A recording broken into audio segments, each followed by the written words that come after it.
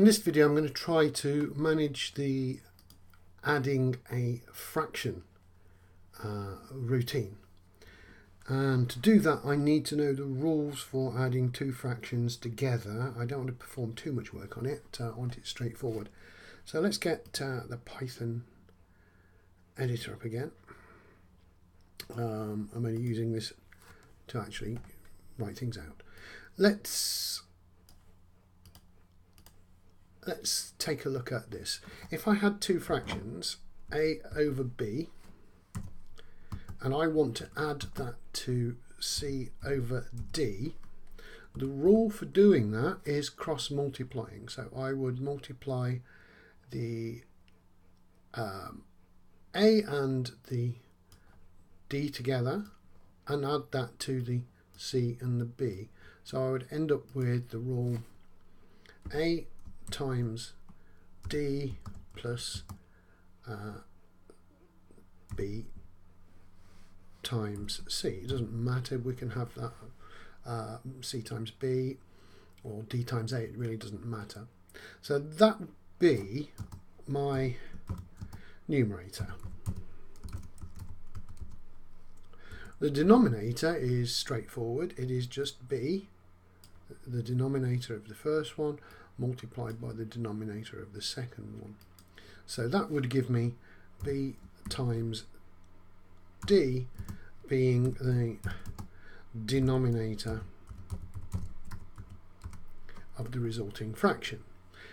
And the problem that I will have in this one is that more often than not, when I've done this function, this formula, the result will be not in its lowest form. So all I need to do is convert that to its lowest form and I will have my addition rule. So let's see if I can perform that. I'll keep that somewhere. It might be useful to see what's going on. Although, let's see if I can just drag it to the side. I'm going to do that. There we go. So, how am I going to do this? How am I going to make this the numerator part? So let's go into the add. The first thing that I've got is the fraction which is going to be the result, and I've just given that a random value to begin with. So I need to set the numerator to this formula. So if I do result dot set x, okay, which is what I need to do. I just need a single value in there, and that value is going to be the result of multiplying those two together and then adding the results. So I need to think of a little bit of BODMAS as well, or BIDMAS, however you say it. So the first thing is I'm going to get the a part, which is get the x of the first fraction. So that is a dot get x, and I'm going to multiply that with the d, which is the y part of b. So b dot get y. So that gives me my first part.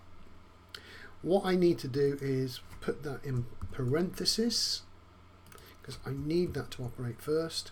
Then I'm going to add that to whatever's in this parenthesis, which is the second part. Now that is b, which is the denominator of a, so that's the y part of a. So a dot get y multiplied by the x value of the b fraction. So b dot get x. So now I have all of this stated, and that's the numerator, and I have set the numerator of result to that value. What I need to do now is get the denominator, which looks a lot simpler. So result dot set y is going to be, so b is the y value of a, so that's a dot get y times the y value of b, so that's b dot get y. And now I have the numerator and the denominator. However, it could be a really large value. So for example, what I'm talking about is if I add half to 3/4, what I'm going to end up with is 1 times 4, which is 4, plus, so that is 3 times 2, which is 6, divided by 8, so that is 10 divided by 8, and we can see that that is not in its lowest form. The lowest form would be 5/4. So all I need to do, because I've written my fraction, I've given my fraction the ability to set itself to its lowest form. All I need to do is call result dot to lowest form. Don't need to pass any parameters. And that should be my addition routine. So I'm going to save it now because it's bound to crash and I'm bound to be wrong. So I'll save it and test it in the next video.